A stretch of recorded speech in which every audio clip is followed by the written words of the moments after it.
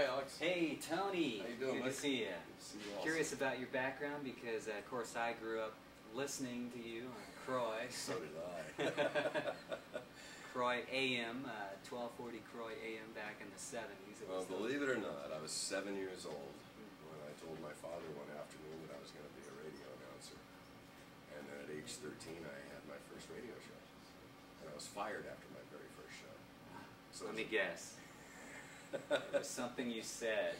Or something I didn't say. I mean, you know, 13-year-old kid. What happened is I was a newspaper boy and I had this radio station on my route and I went by to collect one Friday afternoon. The program director was irate running through the halls and I'd never been in a radio station before, and I asked the receptionist why that guy was so upset. And she told me, well, he's the boss and he just fired the all-night guy and he's all upset because he's got to come back down to the station at midnight tonight and go on the air again. This was the PD? Yeah, the program director. And what station was this? This was KOBO in Yuba City, California.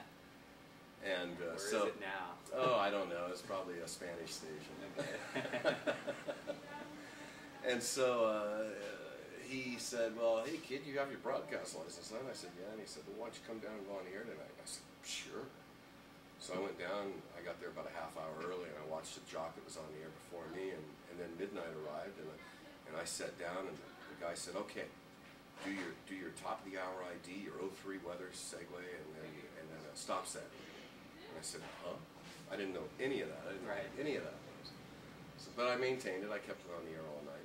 And at 6 a.m. the hotline rang, and it was the program director. And he goes, Tony? I go, yeah. And he goes, it's Dan. I go, hey man, thanks. You know, did you listen to the show? He goes, oh yeah, I listened to the show. He said, man, yesterday when you came in collecting for that newspaper, I thought, what a godsend this kid is, because I was going to sign the station off. I wasn't going to come back. So it was either put you on or sign the station off. He says, I said, yeah. And he says, you know, I should have signed the goddamn station off. That was the worst radio show I'd ever heard in my life. Don't ever come back. I said, well, okay, Dan, thanks. I'm going to go home. I'm going to practice all summer.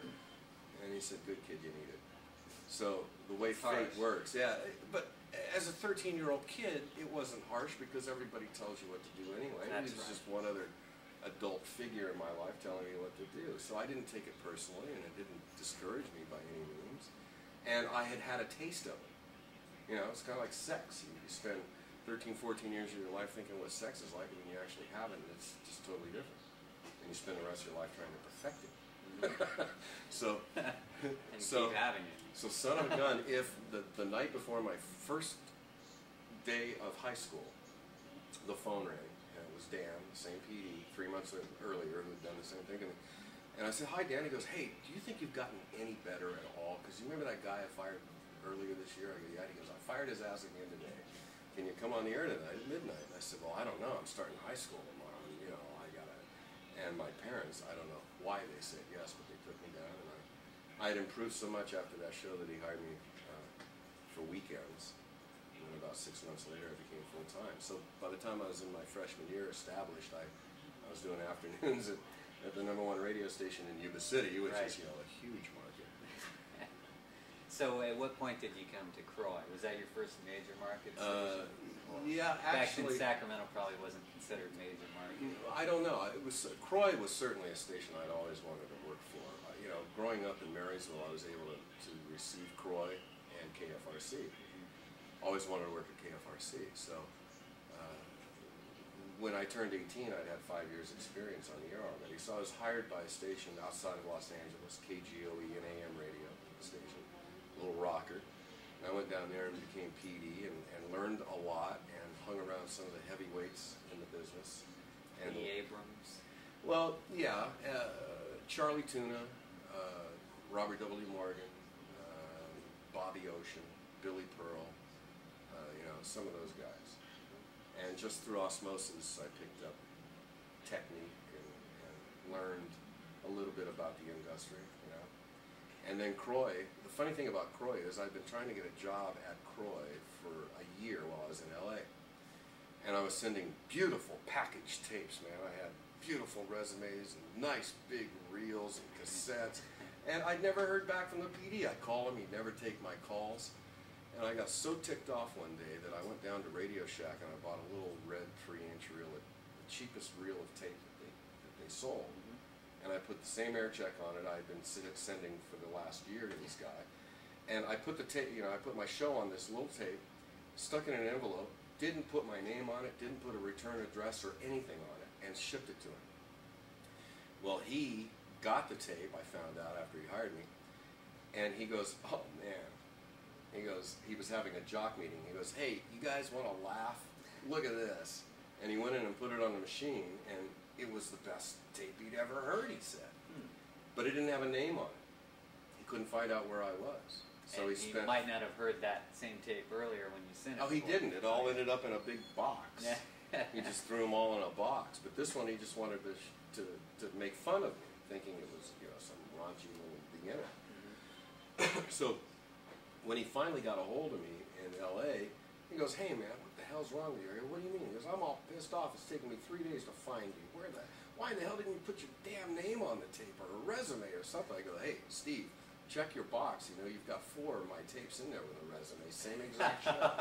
So I shut him up, and he hired me at KROY, and that was late 76, 1976. Now, Steve who? Steve Rivers. Okay. Is he the famous consultant now? Yes. Okay. Yeah. And so it was a dynamite air staff at KROY back then. We had Uncle Byron, and we had Tina Tanaka. And I listened to them every morning. We had the Russ Martin. Russ the Moose Martin. Yeah. Let's see, so what was the lineup? It went Tina Tanaka. Tina Tanaka and Uncle Byron. Yeah. Dave Michaels. Who did afternoons? Did Russ Martin do like overnights or something? Russ did, I think, at time weekends, because he had his body shop. Okay, He had an actual fender and body shop. Right. See, everybody in radio back then had to have real jobs, so you could Fall afford to work back in on radio. Yeah. And so I ended up doing middays at KROY, and back then, you know, before FM, we had ratings that were just unbelievable. I think KROY was the ratings leader. KROY was #1 forever. I think I had a 64 share. 64 out of 100 people listened to my show. Right. And now you battle over a 1/10 of a point to get a 7 share. Right. Or a 5 share. Or a 5 share. Yeah. You can win with a 5 share. Yeah. So to have a 64 share, you'll never see that again. It's because back then it was all AM radio. Yes. And only like 3 or 4 choices. Right. For any given person would only have a few choices. Exactly. And they didn't have cassette machines. Yeah. And they didn't have CDs, and they didn't have mini discs or MP3s or any of the other types of entertainment medium now. And the reason FM wasn't more popular up until 1978 is because the auto manufacturers weren't able to put FM in cars because of all the shadowing and ghost effect. Okay. Prior to 78, if you had an FM in your car and you drove a block, you'd get 4 signals bouncing off all the buildings because of the mechanics of FM. It's linear broadcast. Right. So if you're here and you're listening to a song and you move your car a block, you're going to hear microsecond delays and ghosting, 2 or 3 shadows of weaker signals coming off the buildings of the same broadcast. So you couldn't listen to it. So that was all corrected. It was corrected by a thing called MPX multipath. Okay. A little circuit chip that they put in FM receivers that automatically monitored all the crap coming in from the buildings and would reject everything but the strongest signal. And that's why you can drive around now and listen to FM in your car. Okay. And that's when FM took That's off. when 1978 is when FM took off, because Okay. auto manufacturers were actually able to put it in cars and you could drive around and listen to it. Prior to that, FM was nothing but, you know, eclectic classic music for the audiophile. Or freeform. Or freeform, or a lot of talk. Okay. Mostly FM was classical music or talk, and now AM has taken that up. Now all the talk's gone over to AM and the music's gone to FM, of course, because of the fidelity.